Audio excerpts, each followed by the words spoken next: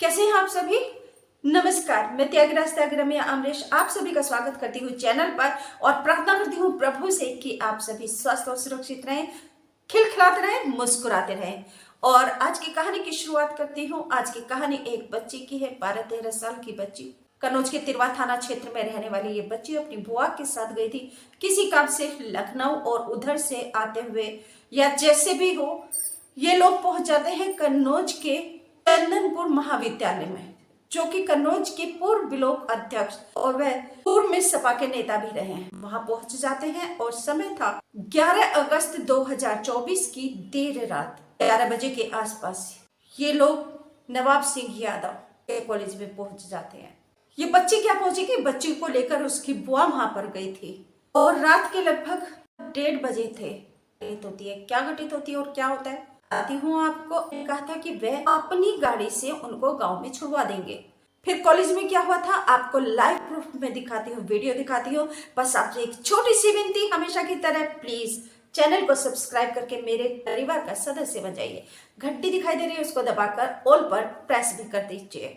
बच्ची रात को लगभग 1:30 बजे के आसपास पुलिस को फोन करती है। पुलिस आ जाती है। बच्ची ने वह फोन करने के लिए लिया था फोन अपनी बुआ से। उसने बहाना बनाया कि मुझे अपनी मम्मी को कॉल करनी है।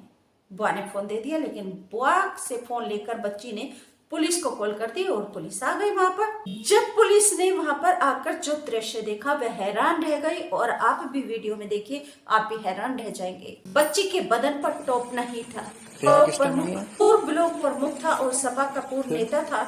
वह अर्धनग्न अवस्था में यानी कि इनर्स में बैठा हुआ था और उसकी बुआ उसके पास बैठी हुई थी चेयर। जब मैंने ये वीडियो देखी तो मुझे ऐसा लगा कि शायद ये इसकी पत्नी है और इन दोनों ने मिलकर इस बच्ची का मोलेस्टेशन किया है। लेकिन मैं शॉक हो गई जब मुझे पता चला कि ये बच्ची की बुआ है।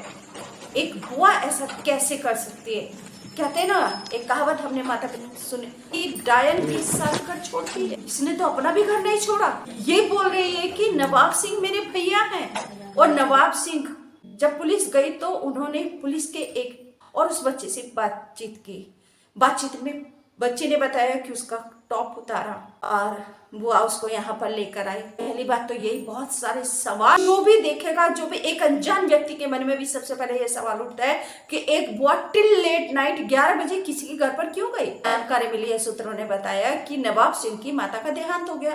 तो अगर देहांत हो जाता है तो क्या शोक संवेदना व्यक्त करने के लिए कोई रात के 11-12 बजे जाएगा किसी के घर पर। रात में क्यों जाना। सबसे बड़ी बात तो यही है कि रात में गई तो इसका मतलब आप गलत है, गलत एक्टिविटीज में आप शामिल हैं और बच्चे को साथ में लेकर गई, यानी कि आपकी नियत, आपकी मंशा और आपकी काम अनैतिक और बहुत ही घिनौने और कुकृत्य है आपके।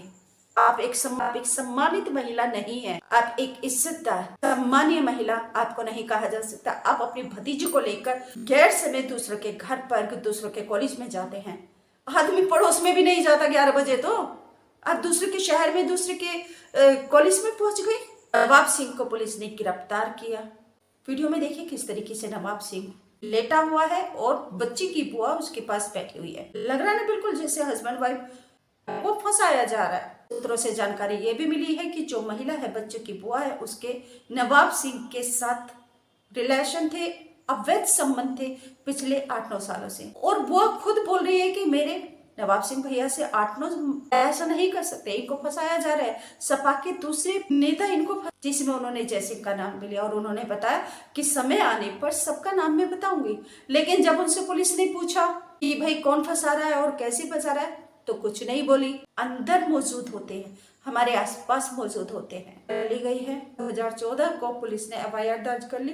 बच्ची के माता पिता को सूचना दी गई तो बच्ची के माता पिता आए। बच्ची के पिता नोएडा में रहकर सिलाई का काम करते, वह दर्जी हैं, और बेटी गांव में अपनी दादी बाबा के पास रहती है, पढ़ाई करती है। 8th या 9th में वह ऐसे कुछ पढ़ती है। भैया है वह नौकरी लगवाने के लिए बुलाया था भतीजी को। जब मुझे पहली बार ये पता चला, मैं अपना पर्सनल अनुभव बता रही हूँ कि जब मुझे ये पता चला कि बच्ची को नौकरी के लिए बुलवाया था, तो मुझे ऐसा लगा कि नवाब सिंह दोषी है और उसने नौकरी के बहाने से, बेचारी के शायद माता पिता नहीं है, क्योंकि इस उम्र में तो नौकरी वही करने निकलेगा जिसके माता पिता नहीं हो, कि बेचारे बिन माँ बाप की बच्ची है कितनी नीचता दिखाई है। तो मैं नवाब सिंह को दोषी मान रही थी, लेकिन अब मैं नवाब सिंह को दोषी नहीं मान रही, सीधा सीधा इस बच्ची की ये दुष्ट डायन बुआ दोषी है कि बच्ची को वहां लेकर गई। ऐसे शब्द बोलने का मन कर रहा है लेकिन नहीं बोल पा रही हूँ। किसी भी बच्चे के साथ ऐसा दुष्ट व्यवहार, ऐसा घिनौनी करते हो तो बहुत मन दुखी होता है ऐसे दुष्ट लोगों के लिए। कि माँ बाप भी हैं, माँ बाप ने चलो दादी बाबा के पास छोड़ दी बच्ची, तो इसका मतलब क्या बुआ उसके साथ ऐसा करेगी? माता पिता ने बताया कि बच्ची गर्मी की छुट्टियों में उनके पास नोएडा में गई हुई थी और वहीं पर रह रही थी। बुआ दिल्ली में रहती है और दिल्ली से आते हुए वह नोएडा में अपने भाई के घर पर गई और भाई से उसने बोला कि वह गांव में जा रही है। तो भाई ने अपनी बेटी भी बुआ के साथ यानी कि बहन के साथ भेज दी। बुआ के साथ बेटी आई। अब भाई का और भाभी का ये रोना है कि हमें क्या पता था कि ये ऐसा कुकृत्य करेगी, हमारी बेटी के साथ इतना घिनौनी हरकत करेगी। उनका कहना है कि नौकरी तो मैं करता हूँ, मेरी बेटी को जरूरत क्या है कि वह नौकरी करेगी। 13-14 साल की बच्ची नौकरी करने जाएगी क्या?